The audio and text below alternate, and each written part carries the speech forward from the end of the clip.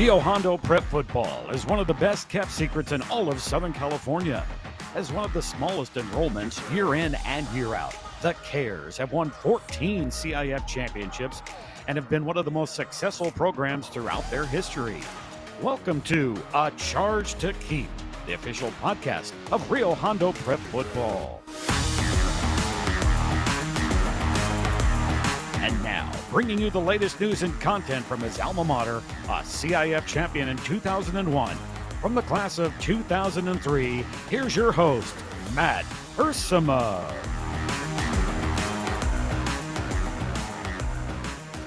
Hey guys, and welcome to a special edition of the Charge to Keep podcast. I hope, a little malfunction there on video. I hope everybody is having a fantastic summer. Football season is right around the corner. And, you know, with Rio Hondo Prep, kind of when the summer hits, that's kind of, there's other things going on. There's travels, there's summer programs and stuff. But, it's kind of this build up to football season. And that's what we've been doing here on the Charge to Keep podcast, the official podcast of Rio Hondo Prep football. Cannot wait for August 19th, the season opener down in San Diego. That game has been moved by a day to accommodate some officiating concerns down there in San Diego at Francis Parker. So a Saturday night to kick off the 2023 season. Cannot wait for that. Won't have to take off work on a Friday to drive down there, and should be a nice weekend to kind of finish up summer here. I don't think the boys will be back in school quite yet. So that's exciting to just focus on football and not have to worry too much about the studies and things, at least for the time being. We have a very special guest on today, as the 4th of July is right around the corner. It's a special holiday. It's probably the most important holiday. I would put it maybe behind, Christmas and Easter for other reasons. But as far as our country goes, 4th of July, man, Independence Day, you can't help but be proud of the country, be proud of the heritage, and just the opportunities that are here. That red, white, and blue, that American flag. I'm proud to be an American. You guys are well aware of that. And I love talking about our country. We are far from perfect. We've made our mistakes, but who hasn't, and I think it's still the greatest country in the history of the world. And I celebrate America 365, but around Independence Day, obviously, it gets a little more special. And we all have our differences and things out there, but I think uniting around the American flag is something that we can always do. Memorial Day kind of kicks off the summer, if you will, unofficially. And then Independence Day falls right there in the middle. So it's kind of, I always thought of summers as like patriotic, right? And this build up to football season, of course, too. But Memorial Day, we honor those who have served and given so much to us, given of their lives. We remember them. And actually recording this episode right around that time. I know we've kind of stockpiled some episodes to build up for the summer release of the schedule here, the summer release of the multiple podcasts. But I thought today, this is something I've wanted to do many months, is have this person on the program, specifically right around the 4th of July. This episode will air, I think, June 30th, right before the 4th of July. But I wanted to have him on, and he was so graciously accepted when I reached out to him.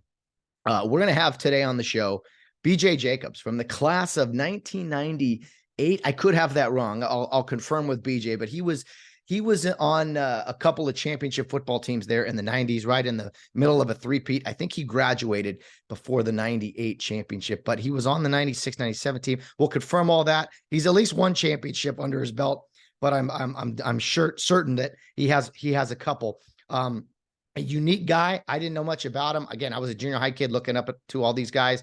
But BJ was, what I remember about him is returning punts. He was the punt returner, and he would always catch that ball, start left and then wheel right, or start right and then wheel left. There'd be a wall set up. And for some reason he was back there returning punts. There was other great guys too, but I say, not weird, but like, I remember also, I thought he was like an offensive lineman. I got to confirm all this with him, but BJ just a unique guy, a total team guy from what I remember. And it's interesting that that's what I remember, because BJ, after high school, I'm not sure exactly when, but eventually went into the Navy SEAL training program. So I want to get the specifics from him about his service. He was in the Navy, the Navy SEALs and what that was all about. And he's out now, and he's done some studying in behavioral neuroscience at the University of San Diego. So he's in the medical industry right now, but he did serve our country admirably, and I'm excited to hear that. And I thought, what better way to kind of ring in the 4th of July than to bring on a Navy SEAL, a Rio Hondo Prep graduate. And I think this is a guy that if you're a parent out there of a current Rio Hondo student athlete, you're going to look at BJ and be like, wow, that's the type of guy that I want my son or daughter to be. And I think it had a lot to do with, his experiences at Rio Hondo. I'll let him confirm all of that.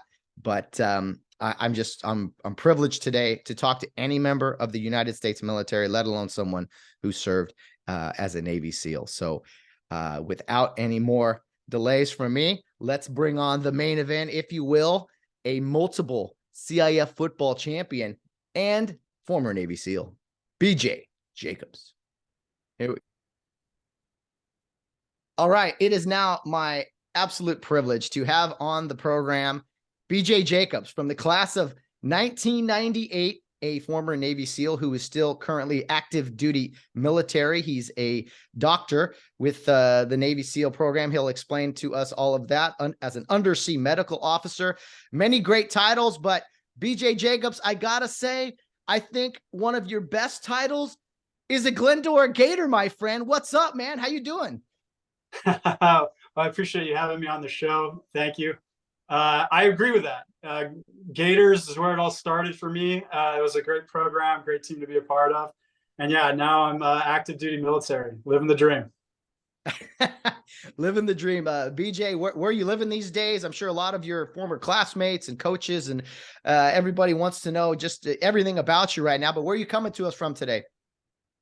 Right now, we're currently reside in Virginia Beach, but that will be changing here in about a month. I'll be moving back to San Diego. I've been in and out of that area several times throughout my career. So we didn't talk about this beforehand, but I've recently been selected into the radiation oncology program at UC San Diego. So I'll be going through residency at that school for the next 4 years down in San Diego. Wow. Yeah. Wow. More schooling, more fun. That's awesome. Yeah, BJ, lifelong learner. Lifelong learner. Man, we got ourselves a title for the podcast already. I love it. BJ, you are someone I've never really talked to. We talked, a few minutes before this episode, and it's just funny how things work out. I had forgotten you were a Glendora guy. You grew up not too far from where I did. What was it like growing up in Glendora, the pride of the foothills, if you will, and then eventually pride of the foothills, and then finding the Glendora Gator program? Yeah, so I mean, KYL my whole life. My sister was involved with the program. Glendora specifically, great town to grow up in if you're a Southern California kid. And I say town because that's kind of its own motto, a small town in a big city or amongst a big city. So it does have that small town feel. So I was in the public school system through junior high, and that's where I transitioned to RHP. But again, grew up with a lot of the same guys, riding my bike through Glendora shops, and ending up on the corner of AM PM drinking Slurpees with the guys I grew up with. So in that sense, I got the American childhood that I think everyone should experience, and Glendora was a good place to do that. Yeah, absolutely. It's always been home for me, and we're down here in the southern part of the city, but yeah, great town. Every time I come back, it's just like it's always home. I always ask the members of Care Youth League that question, kind of that genesis of it all, if you will, because for me, I saw a kid carrying football pads to school one day and said, "Hey, what's that all about?" Do you remember how you got involved in Care Youth League, or was your mom just like, "Hey, you're doing this one day"? Yeah, that was it in a nutshell. I mean, I was a young, energetic kid, so my mom was obviously just looking for an outlet for me, and sports was a great way for that outlet. KYL specifically because it's rooted in Christian values, and I grew up a Christian. My mom raised us as Christians, so for that reason, KYL sports and kind of their their core values were a good fit for not only my mom, but for me as well, or eventually adopted those as my own. Yeah, and when I played for the Gators, it was still pretty new. The Gators were the first team in the East. I think Stanton School, Greg Bollinger, Dan Davis, I believe, founded the program. So in the early 90s, or maybe it was before that. But anyway, maybe the 80s. But so the Gators were still pretty new. Wingate Park was still pretty new, kind of when you were a kid playing ball out there. I still remember the dirt parking lot at Wingate Park, right? The sheds and everything. Yeah. To me, Wingate Park was like heaven on earth for a kid. Yeah, I mean, Wingate Park's made a ton of changes since I played there, but yeah, it was the classic dirt parking lot with some fields. The eventual clubhouses were all trailers. I think they established a permanent building there at one point, but most of the development that happened at Wingate came after I, was gone, either at RHP or moved on altogether. But so Wingate, when I joined KYL, Wingate was the thing. It had already been established. Gators were already established. And my first coach was Mr. Bollinger. So I don't know where along the timeline of the Gators he came in, but he was my first coach as a part of the program. Yeah, he was mine as well. Second grade, and I eventually Gary Shintaku, who was a big Gator fixture there for a long time. So just so many good memories at Care. Were you a guy that embraced everything at Care Youth League, not just the sports, but also just being a boy running around in the creek, the camps, and everything too? Absolutely. Yeah. I mean, that was part of the Wingate experience, right? If you didn't spend your pre-practice warm-up jumping the creek, then you didn't live the full Wingate experience. And in fact, I think that was kind of used as a kind of an infamous term for all the guys coming out of Wingate when we would go to Arcadia to play those teams like Atlantic. Those guys would always make fun of us about the creek kids, playing in the creek. But to be honest, that was one of the best parts about Wingate. Rite of passage into manhood if you didn't jump the creek at least one or two times and fall in as a result. Yeah, I think we're starting to see that sense of adventure, BJ, and how you eventually ended up in the Navy. But we'll get to all that. It all starts somewhere. Yeah, those Atlantic guys. Oh, I've had too many of them on this podcast. But yeah, I mean, Care. It just you're so busy with Care that as a kid that it's just like you learn to just have fun and the camps. I mean, the snow camps, summer camps. Just a blast. Some of the best times. I wish I could go back at times, man, and just like relive it. It's just so many good memories. Yeah, I have nothing but fond memories myself. And every now and then when I stop to reflect on it, I absolutely agree with you. It's a time, a lot of growth happened there, a lot of good times happened there. I met a lot of good people. It's great. So how did Rio Hondo Prep come into play? Always a challenge for us guys in the East, kind of pitching the idea, hey, come to a school that's not like a time zone away or something, but still anytime you throw in a commute for a junior high or high school kid, Arcadia wasn't necessarily close to Glendora. So how did it come about you guys going to Rio? I think you and your sister, right?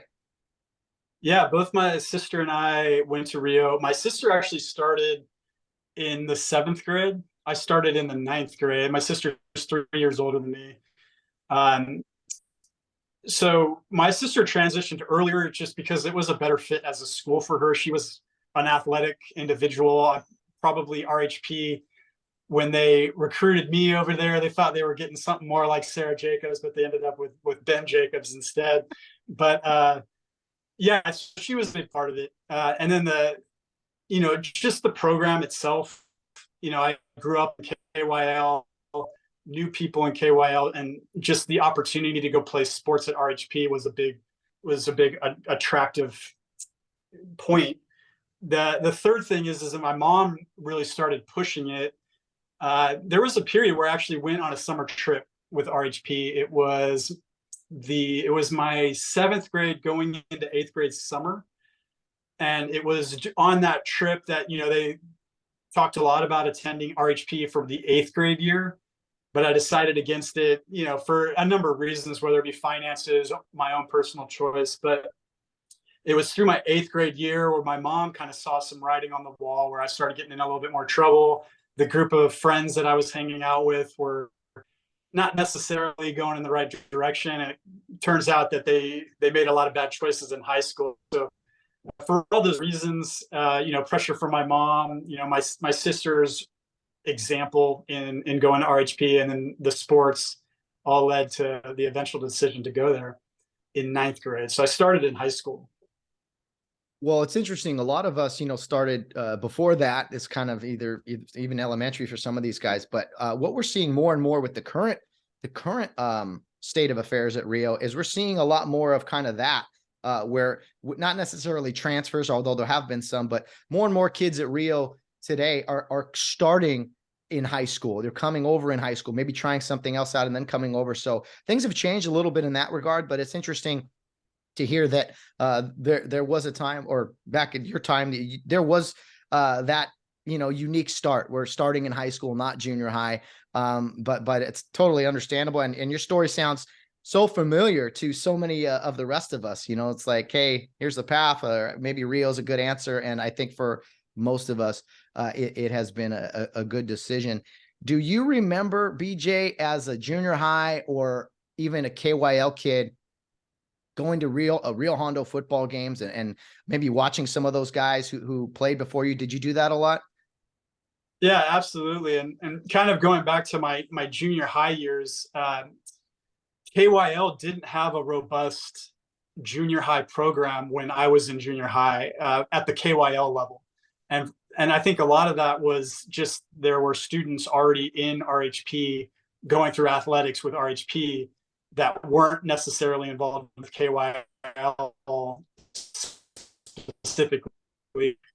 But for that, it was the 6th and 7th grade years that I had 3 coaches: John Lee, Todd Carson, and John Carrillo was one of our coaches for a while. And those 3 individuals had a tremendous impact on my life in general, because they were part of the influence for me to go on to RHP. But just in that time, they cultivated a team that not only had a lot of fun, but we had some success too. And so kind of that period of junior high moving into high school was really important for me. But it came at a time where KYL didn't have a robust program at the junior high level.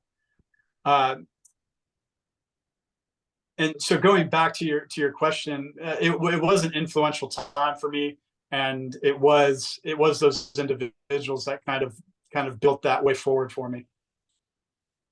Yeah, John Lee, Todd Carson, John Carrillo. Just want to say their names again. We broke up. We have a little technical issue. We're okay now, but yeah, those 3 guys. I know John, Lee, and Todd very well, and they're big listeners of the podcast. So I'm sure they are very appreciative of that.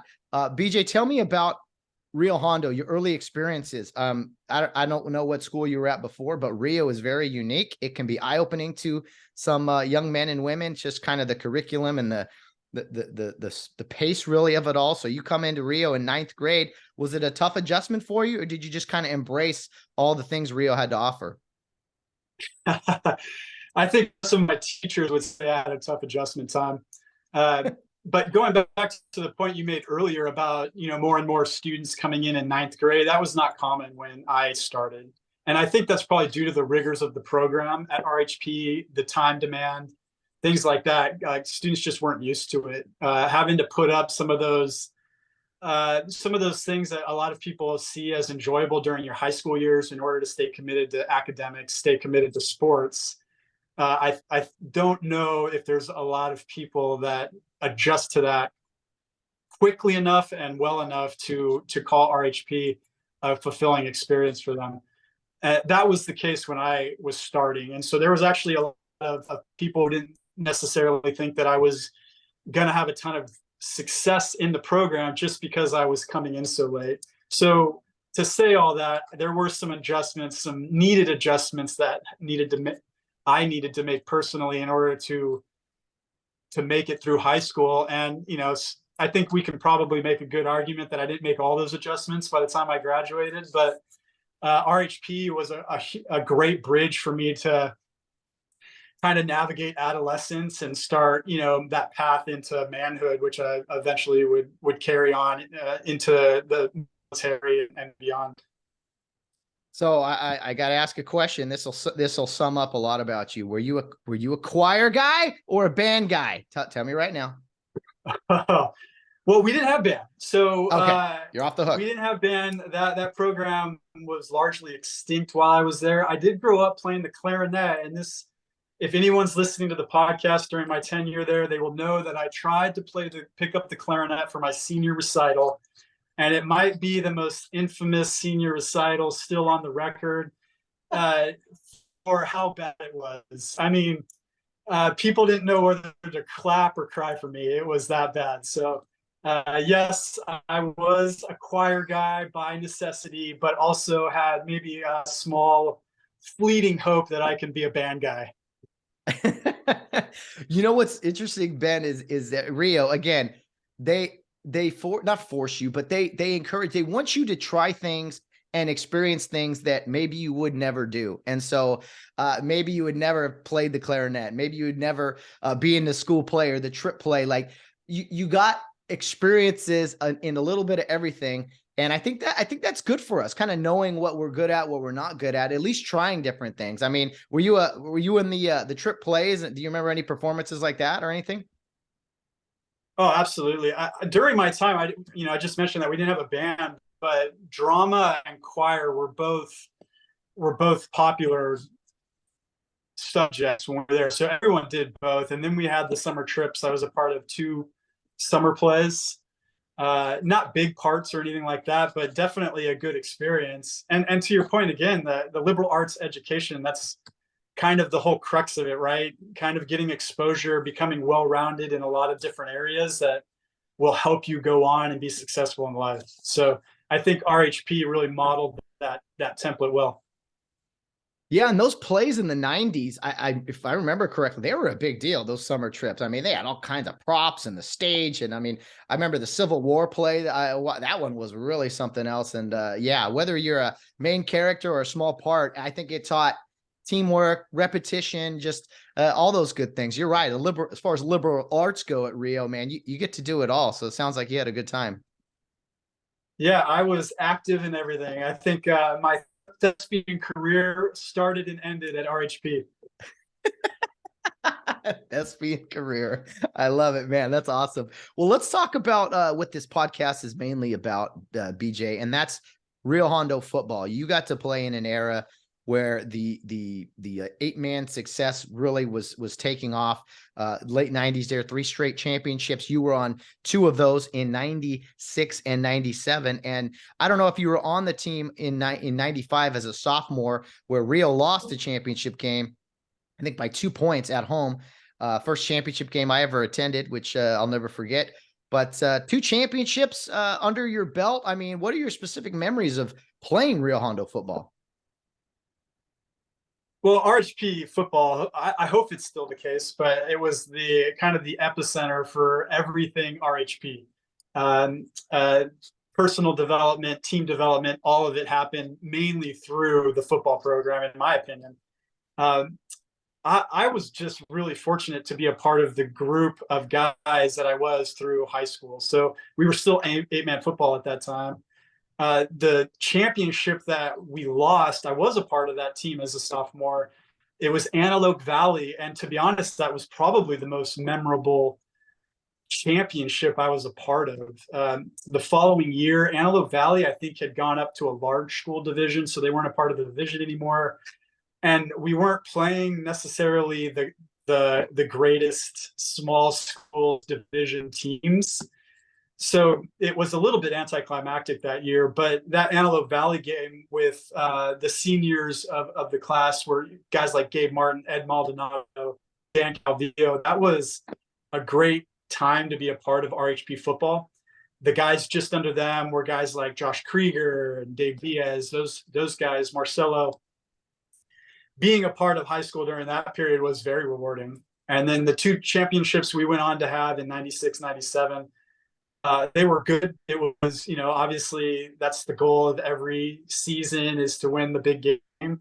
And I was fortunate enough to be a part of two teams that got to do that. So, but again, going back to that Antelope Valley game, I think that was definitely probably one of the bigger losses in RHP football that probably still has echoes into the program today.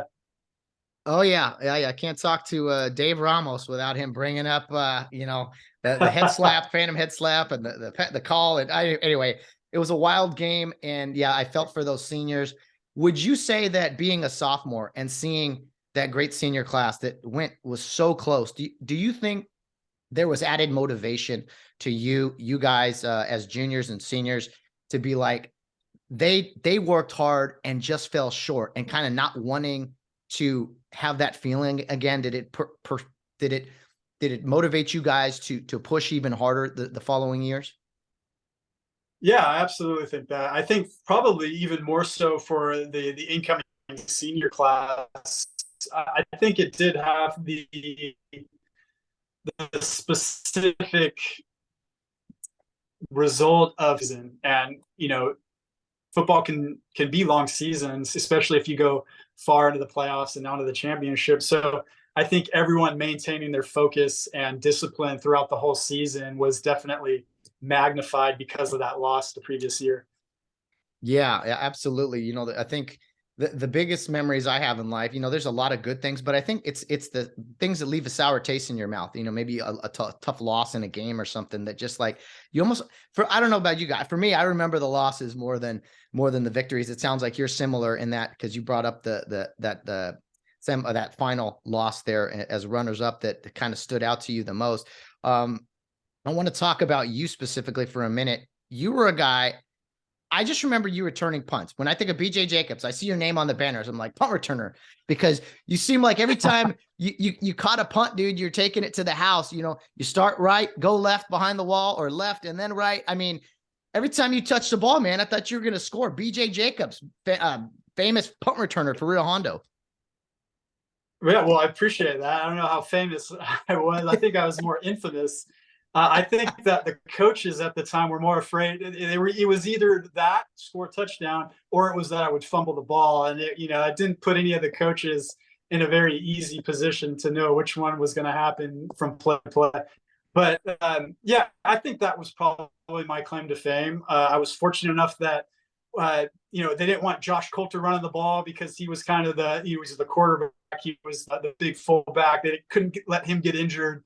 I had enough speed that maybe I could do something with the ball. But yeah, I think the structure at the time in the 8-man football paradigm and developing that wall, so to speak, it really paved the way for my success as a punt returner. But yeah, those were probably the most memorable times I had. The opportunity for great achievement and massive failures. So. Hey, sometimes high risk, high reward is a good place to be. Yeah. But I say punt return because you were a unique in Rio. You kind of play everything, especially in 8-man, but you were unique in the sense, I don't know many punt returners that also played offensive line, BJ. I mean, were you just a guy that's like, yeah, I'll do it. I'll fill in wherever you need me? Yeah, that's exactly right. I think that if I was anything in the team, it was the utility man. I probably wasn't great in any one position, but I can be put into a position as needed and do the job that was needed in the moment. So, yeah, if I had to pin any title on myself in that time, it would be utility man for the 96-97 season. Nice. Hey, I'm sure that has been beneficial later in life. Or what's the old saying? Jack of all trades, master of none, or something like that. Yeah, well, coincidentally, that would go on to be a very popular saying for my career. Hey, BJ, let's talk about some coaches. Again, you talked about your care coaches and things. Rio Hondo football legend, Randall Johnson, who's no longer with us. Gary Lunny, who's no longer with us. Oric Hampton, who's no longer with us.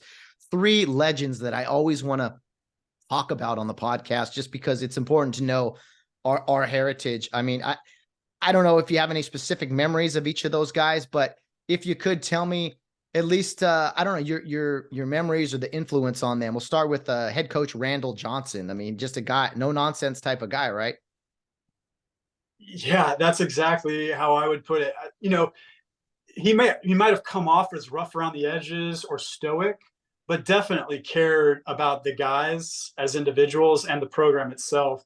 And I think that's probably one of the unique aspects of connecting Care Youth League with the RHP program, is that when you're in junior high, you go to those Friday night games and you spend those years looking up to that whole group, whether it be the players themselves or the coaches that were stalwarts on the sideline. And during my period there, Coach Johnson was the head coach.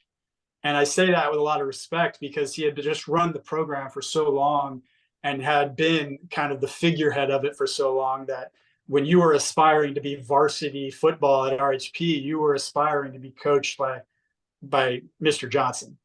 Yeah. And also Mr. Drain was a big part of that too. During my time there, he was a big part of the basketball program as the head coach. And so again, those individuals that you just mentioned were the kind of the primary guys developing us as people, really. Yeah, Mr. Drain recently retired after many years as the athletic director. He took over for Randall Johnson as a football coach. He coached basketball for years, and a very kind and quiet man. Although he could get a little loud at times if you made a little bit of a mistake. And but you know what? If you haven't been yelled at by Mr. Drain, then you probably haven't done enough or something. So, but Mr. Drain, Mr. Johnson, Gary Lundy, I mean, they all love their players, and we're just trying to make us better men. And I honestly think they achieved that, not just with the two guys here on the podcast, but everyone they've touched, and just their leadership. I think Rio Hondo, again, the leadership you get is second to none as far as influencing your life, and especially on the football field. Yeah, I think that's a uniquely RHP athletic program, is focused on developing the whole person. You're not just developing athletic talent or prowess, you're developing the whole person. And I think there was a lot of effort made in doing that across the spectrum. Oh, definitely. Yeah, definitely indeed. And I just remember, again, I was that junior high kid looking up to you guys. Let's see, 96, 97. Oh, maybe not junior high yet. I was like 11 and 12, I think. And yeah, you guys were larger than life, and saw Randall Johnson there on the sideline. And it was always the dream that, oh man, I want to do that someday. And just the cycle continues, man. It's now we're old men, but looking back, it's just like, I want to do that. Then you get to do it. And then you're the example to the kids. Do you remember throwing the alma mater, a charge to keep afterwards, VJ, and getting your wristbands out to the kids after games? Oh, absolutely. Absolutely. Oh, loved it. So yeah, those are the types of memories you don't think will stick, but those are the ones that do. Standing in line after the game, singing that song, sometimes bloody, but mostly just sweaty and dirty. It was a good moment. Yeah, for sure. A unique thing that Rio continues to do today, that win or lose, it's, you sing that alma mater, and since doing the podcast, you reflect on those words and you just think about it, and you're like, yeah, we all do have a charge to keep, and God to glorify. And it carries those words are carried with us into whatever we do. And so a great football career, BJ. Sounds like you had a great time. So I enjoyed your leaders. Who else was in your class specifically? Any names you want to mention there? Goofballs, great athletes, or anything of that nature? Well, one of my good friends, and I'm still in touch with today, was Josh Gary. We were part of the Wingate crew. Yeah. Robert Nahar, I've kept in touch with him very loosely over the years. Those were the three Wingate guys that were part of my class during that period. And then, probably bigger names like Edwin Biagas, Jay Krieger, Josh Coulter, Josh Dane, Sean Tellis. Matt was in there. I forget anyone. Was that Matt Bradley or Matt Gill or both? Matt Gill. Yeah. Yeah. I think that was everyone that I could think of. Yeah. In my class. Hopefully I'm not missing anyone out, but yeah, there were 10 of us. Was that 10? Oh, really? Okay. Yeah. 10 boys or? Yeah, we had 10 guys, 4 girls. Okay. Similar to our class size, actually. We were 10 and 5. So yeah, do you ever get any grief from anyone when you're like, yeah, my graduating class was 14 people or whatever? Oh yeah, it's almost hard to explain. Like, how can you grow up in Southern California with a class of 10 guys and 4 girls? And maybe you'll get that sideways look every now and then, but to be honest, it was a great experience for me. So I have no heartache about it. Oh, awesome. Yeah, those are lifelong friends you make in those, dozen people or whatever you graduate with. Let's talk about life after high school, BJ. You went into the Navy in, I think you said 2001 after graduating in 98. What were kind of some of your thoughts after high school, things you wanted to do, or did you know right away that you wanted to get into the military? No, the military kind of developed over a small period of time. I actually wanted to be a fireman coming out of high school, and that's what I was pursuing. So I went to Rio Hondo College for fire science classes. Did some basic general ed courses at Citrus College, and started work as an EMT. Those were kind of the stepping stones to get into the fire academy that I did at Rio Hondo.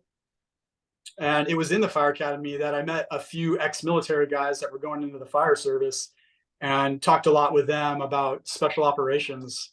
And none of them were specifically Navy SEALs or anything like that. But at the time I was into surfing. I loved being in the water. And so special operations combined with the water just made a natural endpoint of maybe becoming a Navy SEAL. So I graduated from the fire academy, and then quickly thereafter went back, started working as an EMT, but quickly thereafter started pursuing enlistment into the military. And so I believe it was probably 3 years after I graduated that I actually enlisted into the military, specifically to become a SEAL. Wow. And just as to kind of sidetrack of that, why is it, BJ, would you say, because I kind of know the answer, but I like hearing it from other people. Like, why is it, do you think Rio Hondo produces so many people who, I mean, it seems like every other person is a firefighter or a nurse or a police officer or in the military, doctors. I mean, it seems like Rio Hondo always produces these people that are just all about service. I mean, it's a tribute to the program, but I mean, do you think there's something in the water over there that makes people just want to do that? Yeah, that could be that Arcadia water, right? But yeah, absolutely. It's the program itself. It's designed to build the whole person, right? And I think the foundation of that is athletics. There's so many things that athletics, probably both to men and women, but I think even more specifically to men, that develops character that you can easily rely on as you get older in life. So with that core foundation of athletics, building, being able to work with a team, developing discipline such that you focus on those things every day that will make you better. That we did that every day in practice. So the foundation of it is athletics, but there's also other components, right? They had a strict academic code, right? If you didn't do your homework, you were missing your game. And that was a huge motivation for, I think, definitely for me to, you can argue that maybe I didn't stay up on my academics, but it definitely was an extrinsic motivator to keep me attentive to that side of it, right? Developing the mind. And then the third, and maybe the most important, is that it's rooted in Christian values. So, the Bible studies, the pins, I don't know if that's still a thing, but wearing a care pin had meaning back then. And what is a care pin? It's really adhering to those core values that care aligns itself with, those Judeo-Christian values. All of it really does stick with you as you move into life. And I think that's probably, to your point, why there's just so many people who can leave RHP. And, I'm not saying I'm perfect, but with enough foundation to build on in the future. Yeah, that's that pin of care right there next to the Navy SEAL trident. I think that would be a good little look there to have on your chest. But yeah, you're right. I'd like to add, I'm exclaiming about the pin, but I don't think I actually ever earned a pin, whether on any semester. Really? So maybe it's something that I continue to try to aspire to, but never will achieve. I think you have earned one, my friend, after all these years for sure. But no, it's it's a sacred thing at Rio, and I think they're developing leaders, Christian leaders specifically, and then service to others. I think that is just a constant theme.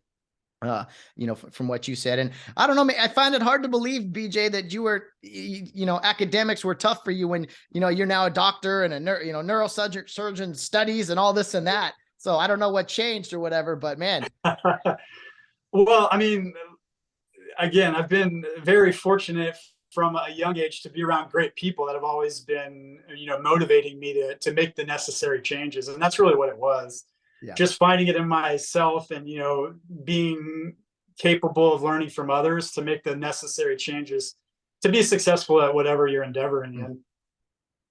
Amen to that. Well, let's go back to 2001, after a few years in fire academy and fire training and interest in the military. I mean, you can't say the year 2001 without thinking about September 11th. And when exactly, do you remember you're signing up for the Navy before that happened, or was it something that was after?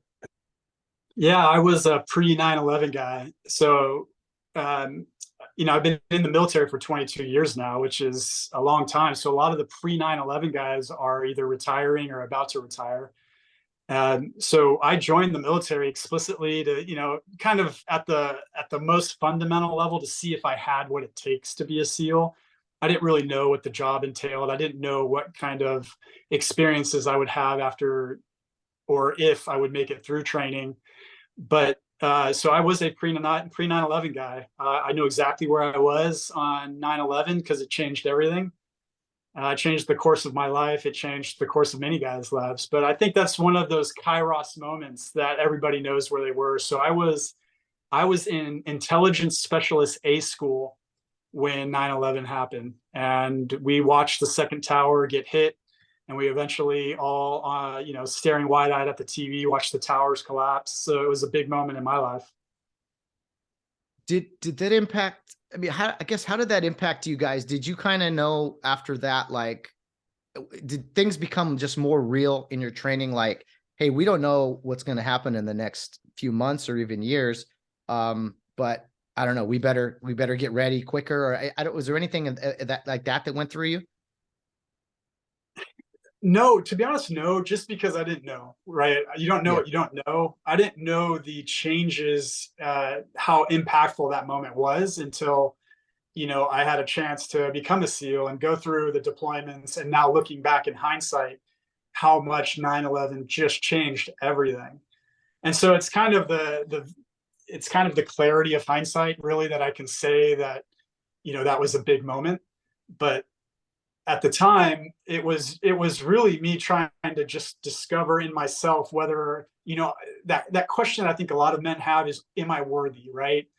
If I was a perfectly developed individual as a Christian, then I would know that I am worthy because, I've been redeemed, right? And the cost of my sin is pretty weighty, but Jesus paid that price. And for that, I am worthy, right? But only through Christ's blood.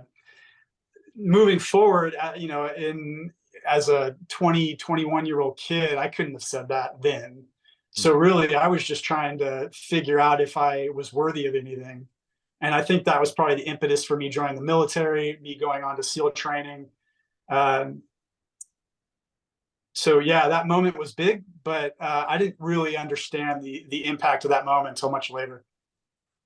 So we've all heard about Navy SEAL training, and we've seen video. We've heard how hard it is, and that the graduation rate is very, very low. If you could, man, I mean, take us into the training and kind of the mindset. How did you prepare yourself, number one, to go into it, and then, I mean, I take us, the audience, through how long it is and how grueling it is, if you would. I mean, from what I've seen and heard from other guys, it's just the most intense, grueling physical training and mental training that anyone can go through. Talk to me about Navy SEAL training. Yeah. So what is Navy SEAL training? So we call it training, but it's my personal opinion that it's more of a selection course, right? You show up, they're not training you how to run, but that's what you do. They're not training you how to swim, but that's what you do. And so really they want to push you beyond what you're normally used to see what kind of mental fortitude you have. There are very specific physical standards that you have to meet. And so there is a component of, physical preparation to all that. But really at the crux of it, they're selecting guys out that want to be, or that have the mental fortitude to endure hard things. That's really the crux of it. And so what is SEAL training? It is a physical beatdown meant to cripple you mentally to see if you'll quit. And I can say that it's a pretty effective method simply because I experienced much harder physical challenges operating over in Afghanistan and Iraq than I did in BUDS, because it's a very controlled environment. But what is BUDS? Essentially, first phase, right, is what they call physical conditioning. And that's basically you're running everywhere. You're doing physical activities all day on the beach. You're doing timed evolutions, whether it be a 4-mile timed run on the beach, a 2-mile timed swim. And that culminates in what they call Hell Week, which is kind of the real test of BUDS. For me, that came on the 5th week of first phase. So first phase was roughly 8 weeks. On the 5th week is Hell Week, and that is basically 6 days of no sleep and a constant physical evolution. There's very few timed events. Now with that, I do believe there was a timed run here and there, but you really couldn't fail it. You just couldn't quit. But when you add the lack of sleep, when you add the cold water, that becomes quite a mental hurdle to overcome when the physical expectations are quite demanding. And so after Hell Week, you kind of go into a rest and recovery phase because it is pretty damaging to the body. And then you kind of recover through the next 3 weeks of first phase. You do some water stuff to kind of keep the strain off your body from running so much. And then you move into the dive phase, which is second phase. And dive phase is where they're really challenging you in the water more specifically. So the big hurdle in second phase is what's called pool week, where you do a lot of underwater evolutions that are designed to test your ability to hold your breath, your ability to swim underwater, but really your ability to maintain your composure in a hypoxic state is how I would put it. But the culminating test for that is what they call pool comp, where they put a set of scuba bottles on your back and they come down and they do what's called a pool hit on you. They tie up your hoses and you're meant to, on a breath hold, reconfigure your system in order to sustain your life underwater. And I say it that way simply because that's how it's defined in the literature. But when at the end of the day, it's like, how long can you hold your breath and can you prevent yourself from bolting to the surface when you start to chicken neck because you're running out of air. So that's kind of the culmination. Then you go into dive training more specifically, where you're learning the different dive systems of the SEAL teams, whether that be scuba, Mark 25, which is a rebreather, you're breathing all oxygen. That's really the two things. And then you're learning basic skills of underwater navigation, things like that. And then the third and final phase of BUDS, which is also about 2 months, is land warfare, where you start shooting, you start doing some land SEAL tactics, things like that. All of it's, there's sprinkled tests throughout the whole thing, whether they be 4-mile timed runs, 2-mile timed swims. The times progressively get shorter that you have to meet. But I believe that the whole program is still 6 months. That's what it was when I went through. And so when you graduate BUDS, you're not a SEAL yet, but you've overcome the biggest part of the selection. Wow. And it sounds like, in summary, they just basically take you and make you as uncomfortable as possible and put you in situations where you have no choice but to succeed, despite being uncomfortable, to kind of prepare you just for anything. I mean, that's crazy, man. Whether it's underwater or, you know, you're cold and you're wet and sandy or whatever it is, it's just like, hey, none of that matters. You got a job to do. Yeah, that's a brilliant way to kind of outline that. That's exactly right. With always the option of quitting ever present. So they make that very apparent that you can get a warm shower, a hot meal just by ringing the magic bell. And they carry that bell. We carry that bell wherever we went. Always a reminder that you can check out whenever you want. And that's part of the mental aspect of it. You know, there's a lot of technique that the instructor used to put pressure on you mentally when things are challenging. And, you know, whether it be just jokes, mental games, it's a big mind hurdle to overcome, but that's really what they're testing. They just don't want you to quit. And if you looked at some of the run standards or the swim standards, there's plenty of college athletes that can crush those standards. So it's a big mental hurdle that is buds. Well, it's you know, the most elite fighting force I think we have, and I think the goal of it all, at least as a civilian, is that when you guys do end up somewhere, the guys who make it all the way through, they want these guys to be like, these guys are never going to quit, and they're surrounded by guys that are the exact same thing. So there's zero lack of trust because you know what you went through, I went through, and there's nothing that's going to be thrown at us in the field, or maybe there is, but in theory, that we can't overcome or go through. It kind of builds you just this tremendous confidence and camaraderie, right? Absolutely. I think that term that you just threw out, camaraderie, is key. And I think RHP laid that foundation, right? Because RHP had they set a pretty rigorous standard for the people who go there, right? And so, you know, you were expected to coach, you're expected to be part of athletics, and you're expected to maintain your grades. But at the end of the day, when things got hard, you were doing it because you were part of a team and those guys meant something to you.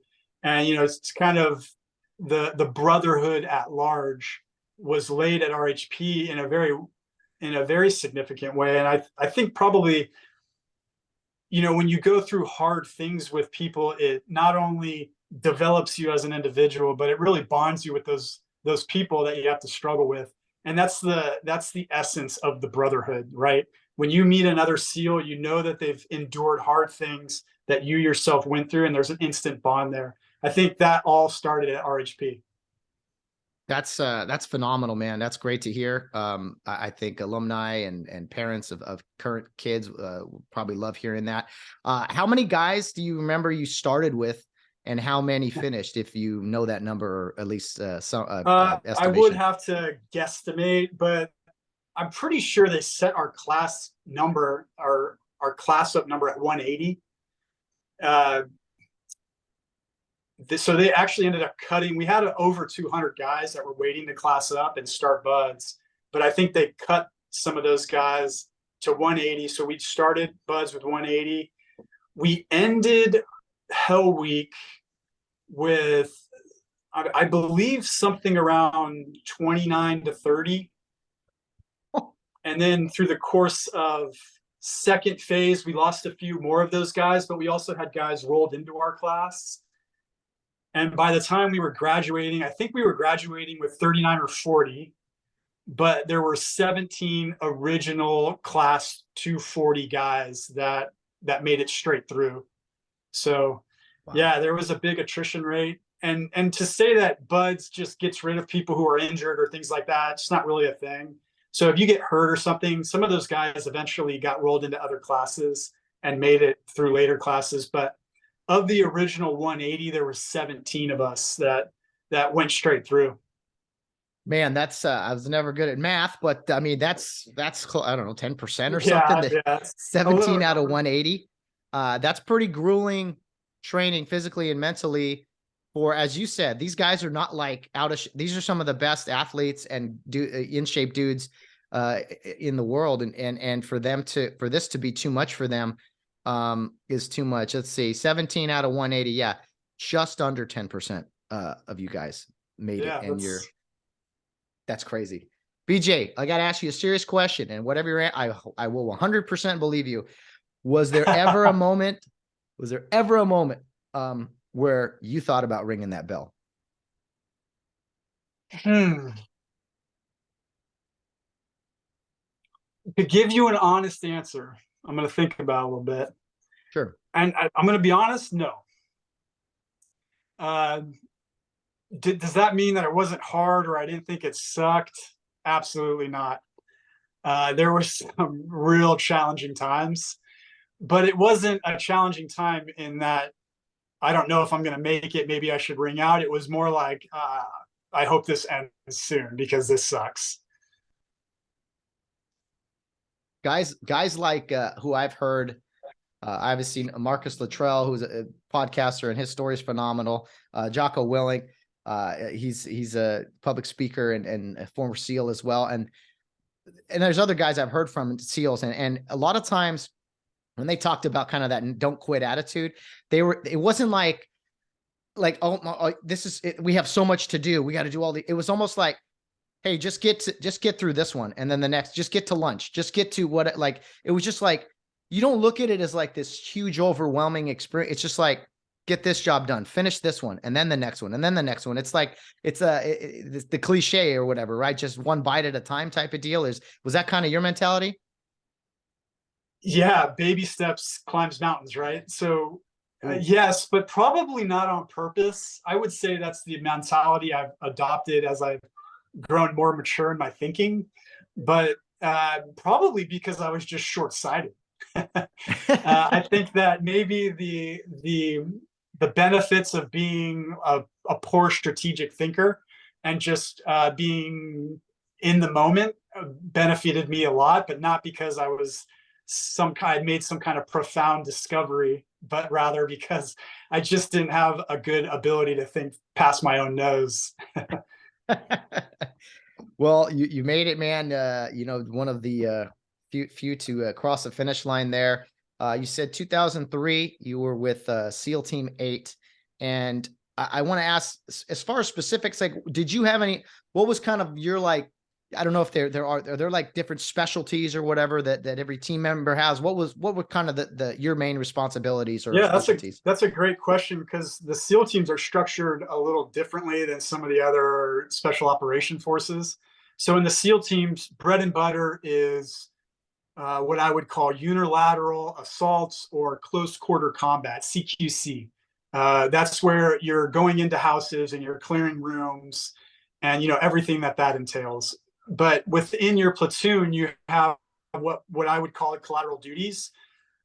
So even though everybody needs to be on the same page for CQC, and that needs to be a fundamental skill for everyone, you had snipers, you had JTACs. JTACs, for those of you who don't know, are guys that call in CAS from aircraft flying overhead. You had breachers, you had comms guys, you had combat medics. All of those were collateral duties. And for me, I was a sniper and navigator. So my primary collateral duties within the platoon, every platoon that I was a part of, was sniper and navigator. So I planned routes for getting the guys into the target area. And then I did a lot of long range shooting as a part of being a part of the Recce Club. So I'm sure a lot of people have seen the movie American Sniper, Chris Kyle, Navy SEAL sniper. Was it that kind of thing? I'm just trying to where you're kind of up by yourself, away from everybody. Yeah, and I hope so. I hope nobody gets on my case, but I have not seen American Sniper.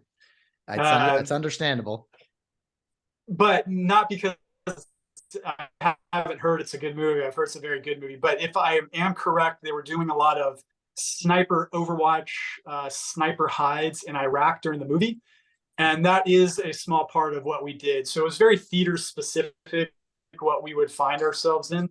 So I did some sniper hides in Iraq, in the Fallujah area, and that was when I was a part of SEAL Team 8. And then kind of the standard template I followed when I was a part of Dev Group, also known as SEAL Team 6, was we would do a lot of what's called climbing and Overwatch. So the snipers at SEAL Team 6 were part of leading the strike force into the target area.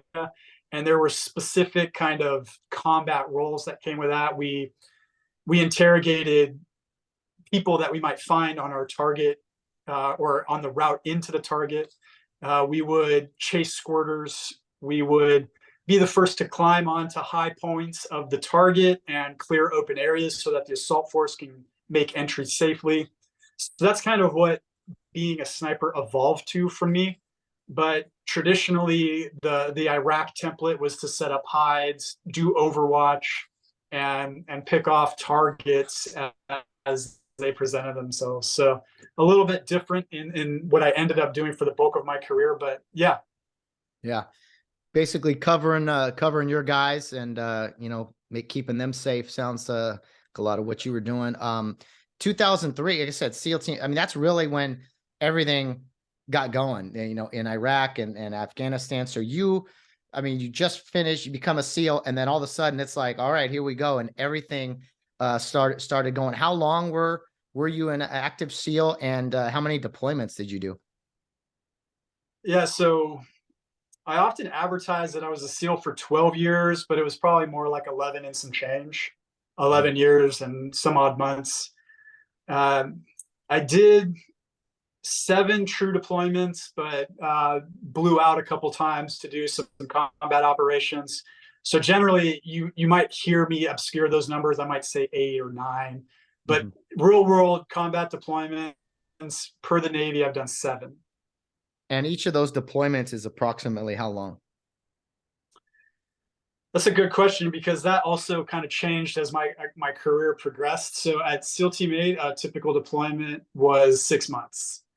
I did my first deployment with SEAL Team 8 into Afghanistan, where we were doing unilateral operations with Canadian Special Operations Forces. And what that means is we were hunting bad guys. There's a number of methods we have to do that, and they weren't well developed in the early part of Afghanistan in 2003, 2004. So it was very early in the war, but as those methods became more sophisticated, it changed kind of the nature of how we conducted operations. So that was my first deployment. A good experience because I was working with a lot of good guys that went on to be very successful in the SEAL community. And so that was a great developmental time for me. And then my second deployment was into Iraq, where the first 3 months of it was doing what we call PSD, which is personnel security detail for Nuri al-Maliki. He was the interim prime minister at the time, eventually became the full-time prime minister. And so we were responsible for just making sure the guy didn't get killed. And there was there was some ups and downs associated with that mission set. It was considered what they call a no-fail mission, so it was very important. But there was a lot of downtime associated with it. So there was mixed feelings about that period. But fortunately, after that 3-month period ended, we went into Fallujah and started doing unilateral operations as a platoon. And that was during kind of the Jocko era, if you will. So he was SEAL Team 3, and we were deployed at the same time with them. They were in a different location, and they were in a lot heavier combat operations than we were, but similar area, similar time. So that kind of gives you a time reference. And then I tried out for SEAL Team 6 or development group.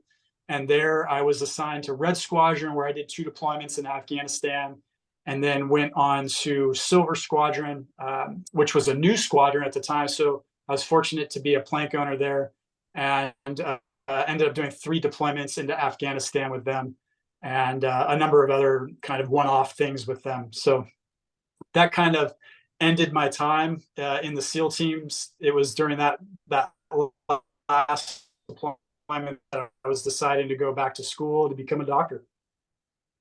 Wow, man, that's a lot of activity there, a lot of active duty. I have a question about SEAL Team 6.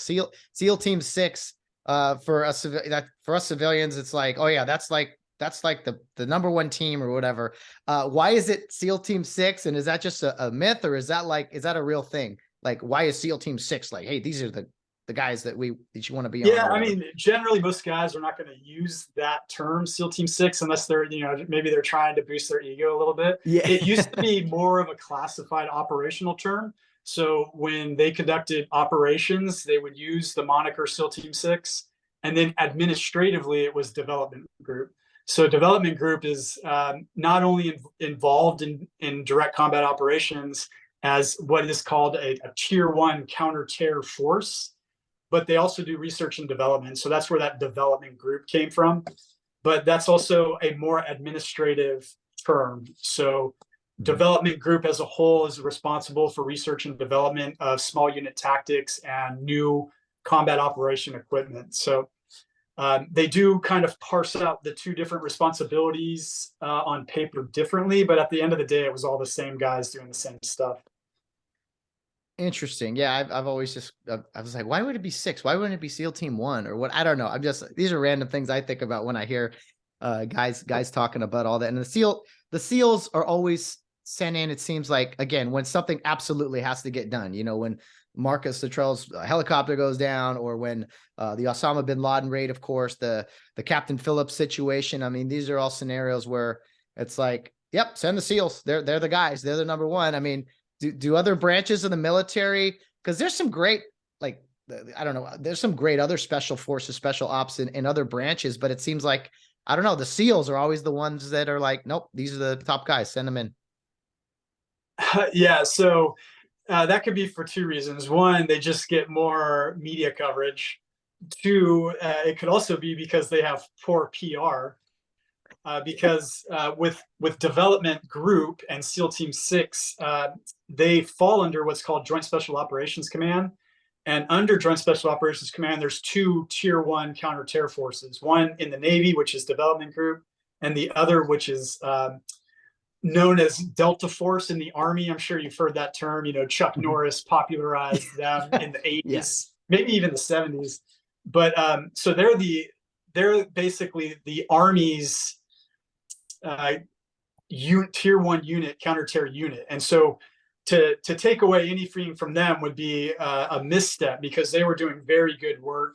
They were responsible for a different geographic region than Dev Group was. And so that's how JSOC split up responsibility. And they just did a better job of staying out of the news when they had very high profile successes. So yeah. All that being said, Dev Group did do the Bin Laden raid. Obviously, that was probably the biggest raid to happen in my lifetime.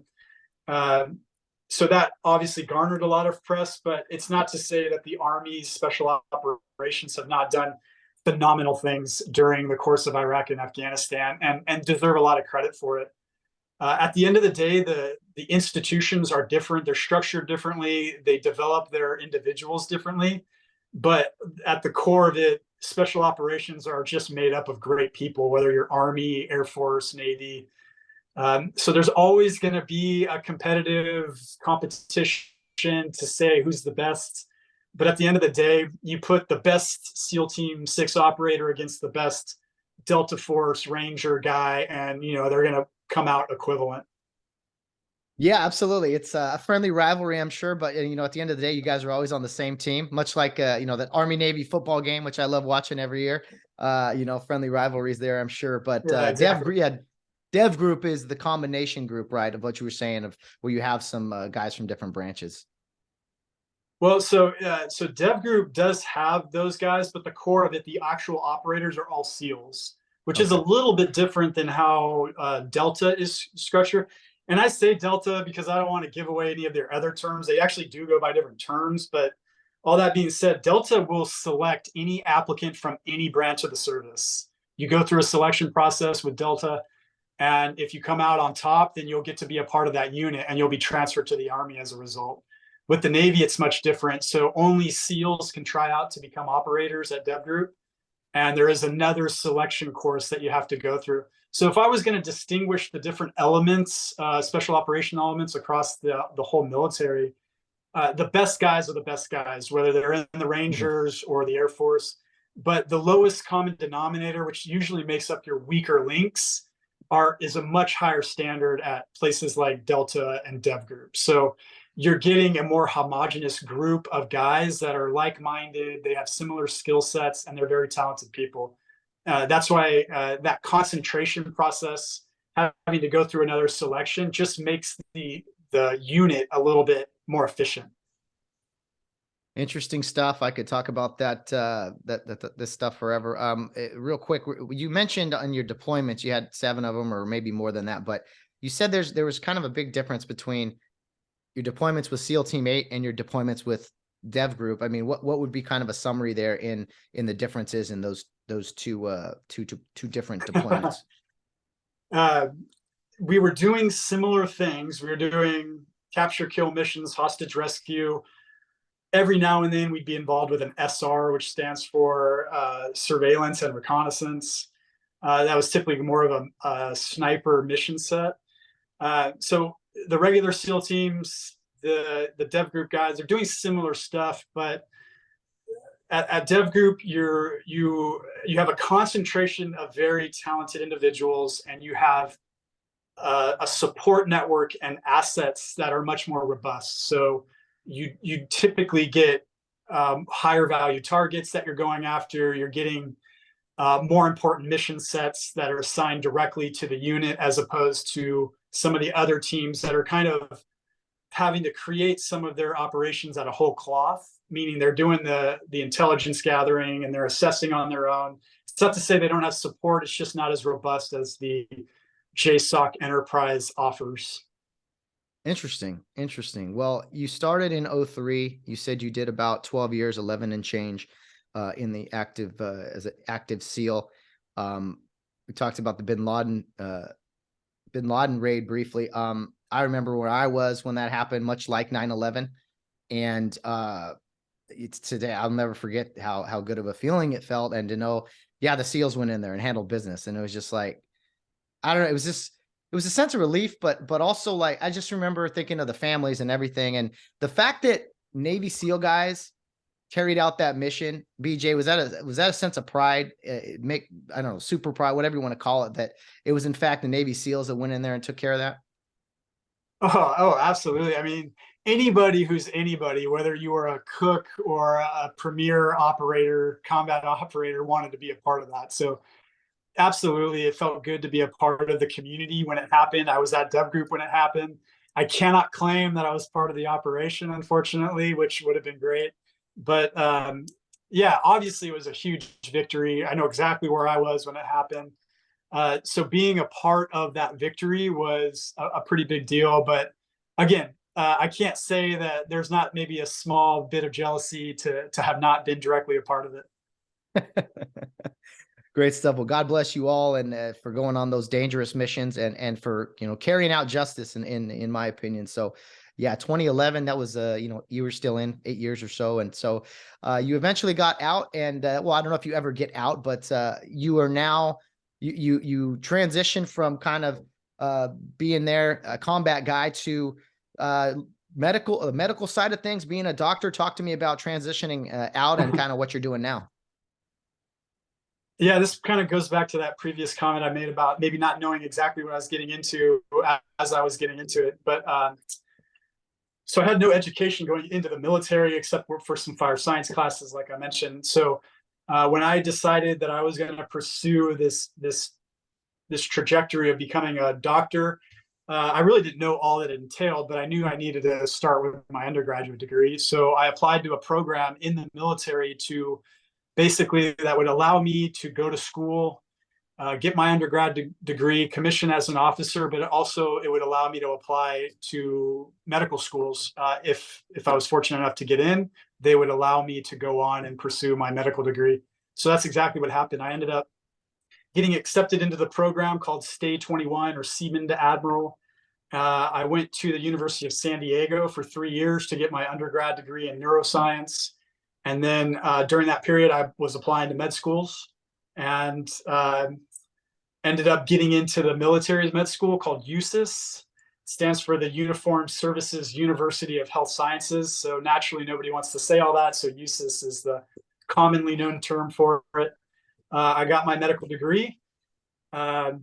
That's a 4-year process. And then I did an internship at Balboa, which is the San Diego Naval Hospital. And after completing that year is necessary in order to get a medical license. And so after that, you have a few avenues that you can pursue. One of which is to go and do your residency in a specialty, a medical specialty, or an alternative kind of more military specific track is to go and do what's called operational medicine. So there's 3 avenues within operational medicine that you can choose to pursue.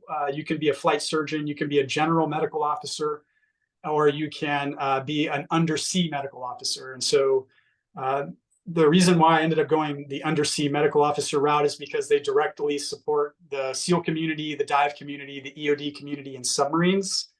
And knowing that I had a desire to go back to the SEAL teams and just support in a different way, I went the UMO route, which required a little bit more training to do some of the medicine specific things that they require. But after that, I reported to SEAL Delivery Vehicle Team 2 as their medical officer. Wow. And that's where I'm at now. Undersea medical officer. So you kind of oversee help oversee the training and any injuries and things of that nature. Is that kind of the nature of the business, or? Yeah, so I have kind of twofold role. I support undersea operations in a very specific way as a UMO, and that has to do with some of the dive profiles and things that we do. I support them tracking certain parameters of the dive, and all this is done in the undersea environment, typically on subs, supporting SEALs that are diving off of those subs. That's kind of one facet of it that's more operationally specific. And then the rest of the time, I'm not doing that. I work in the clinic to support the guys medically. The military in general has a bunch of medical readiness requires that I have to keep track of. Medical readiness requirements that I keep track of for the guys. And then I treat disease in individuals as a normal doctor would. Granted, we're a pretty healthy community, so the disease aspect of that medical work is not very robust, but generally that period is just spent working in a clinic. Wow. So you are able to kind of, for the most part, be stationary, although you're coming back to San Diego and kind of, Navy SEAL country, I guess, is Virginia and San Diego. So I'm sure you'll be around a lot in San Diego. It's going to be nice to have you back in Southern California, man. Yeah, it's going to be great. So yeah, I'm going to be kind of stepping away from operational medicine altogether. I'm going into my residency at UC San Diego in radiation oncology. So that will be that kind of what I do in the Navy and my future career as a civilian doctor indefinitely. Wow. So yeah, hopefully that carries me into life. Yeah, you're doing okay, man. You're doing okay. You're doing just fine. Keep up the great work. Man, God bless you, BJ. This has been fun. You are such a giving guy. Thank you for sharing stories and just taking us through the training, and obviously Iraq and Afghanistan a little bit too. This has been an honor, absolutely. And we're recording Memorial Day weekend here for total transparency. This will air right around the 4th of July, so kind of fitting. I wanted to have Navy SEAL BJ Jacobs on to I don't know, just get us in the patriotic mode, and I think we've done that. I do have something to tell you that I didn't think about until I realized you're moving back to San Diego. Rio Hondo Prep opens their season, BJ, August 19th. It's a Saturday at Francis Parker, which is down in La Jolla. So I think the team and alumni would love to see you at that game. We're bringing Rio Hondo football to you, man. Oh, absolutely going to make that. That's going to be my hometown for the next 4 years. So I need to be there. Love it, man. Love it. I'm sure Matt, Coach Mark I can't Carson. thank you enough for having me on. This has been a great conversation, a lot of nostalgia. So this has been a real pleasure. Thank you. Oh man, the pleasure's all mine, BJ. And yeah, Coach Carson, he might even, who knows, have you out talk to the team beforehand. I don't know. We gotta, I'm glad the season is starting down there, down in your neck of the woods. So it's going to be great seeing you. I'll be there. And yeah, I'm sure some other alumni would love to see you as well, man. Yeah, that's fantastic to hear. I'll be sure to be there if I can. Got it, man. August 19th. We know you're a busy guy. BJ, thank you from the bottom of my heart for your service to the country, for your leadership and just everything you've done. I mean, Happy, this will air around Happy Independence Day to you. Happy Memorial Day to you and your family. Have a great weekend, and can't wait to see you, man. Thanks. This has been so much fun. Again, Matt, thank you. Take care. All right. My Glendora buddy. Yeah. See you. Well, I have said a time or two that that was my favorite interview, but I honestly mean it this time. I mean, I'm blown away there by BJ Jacobs and just his experiences, and he being willing to share them. I think it's so fitting that this episode will air right around the 4th of July and prepare us for Independence Day and Independence Week, and just reflecting on our country and the great men and women like BJ Jacobs that have provided so much for us. And, I can't help but think that the parents out there, the current parents and maybe prospective parents of kids going to Rio Hondo, I don't think you can look at BJ Jacobs and be like, nah, I'm not sending my kid to that school. Like, what experience is he going to get? That school's too small. He's not going to learn anything about, what life is like in the big world and everything. Well, I think case in point there, BJ Jacobs shows you that Rio Hondo graduates do great things, and he's been a great service to our country. He's continuing his service and as a doctor. I mean, what a phenomenal guy, and a Glendora guy, right? As I proudly will say, getting to know him a little bit here on the podcast. I'm ready for football now. I've been ready all summer, and just how exciting, man, that we get somebody to come on who's so humble and so giving of his time like Ben Jacobs. So I hope he is at that game on August 19th down in La Jolla as Rio Hondo opens the season against Francis Parker. It's going to be a lot of fun, and I hope the current players get to meet Benjamin Jacobs in person. I know a lot of alumni who are going to come out to this game and support, and I think it's mark it on your calendars, August 19th. It's a Saturday. If you can't stay the weekend, you can go down and come back that night. It's a great way to kick off the season. And I know that the coaches and players are very excited about it. And this podcast, man, is dedicated to Rio Hondo football, promoting the product and talking to alumni, to coaches, just anyone affiliated with the program, and maybe some outsiders who have perceptions of the program. So we're in full swing here. Can't wait for the season to kick off. We're going to have more great content, more great topics here in the next few weeks leading up to the season. But I thought, what better way to kind of kick off the Independence Day festivities than to bring on a Navy SEAL in Benjamin Jacobs. So thanks again, BJ. I still will always remember you returning those punts back in the 90s as I was watching you guys, larger than life. And his Rio Hondo experience, I think, really paved the way for him and his great success and service to our country. That'll wrap up today's episode, guys. Another great one in the books. Excited for I can't say it enough, excited for kickoff so we can get those post-game interviews going. If you don't follow us yet on Instagram, Facebook, or Twitter, please look us up. Charge to Keep. It's pretty easy to find. Give us a like, give us a follow. And of course, you can watch our podcast on YouTube and Rumble, multiple options there, as well as various audio platforms. Give us a subscription there. We'd appreciate it. Comments can be sent to chargetokeeppod@gmail.com or through various social media platforms.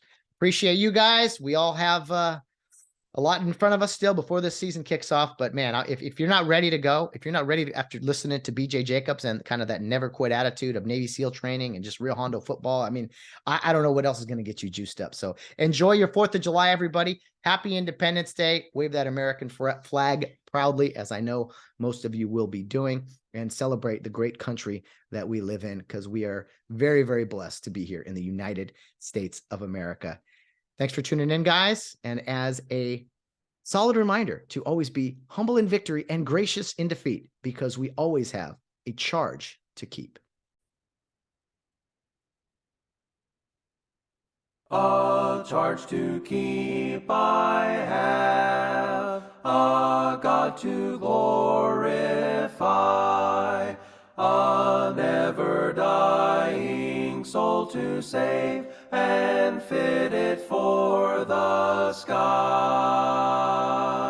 Arm me with jealous care, as in thy sight to live, and O thy servant, Lord, prepare a strict account to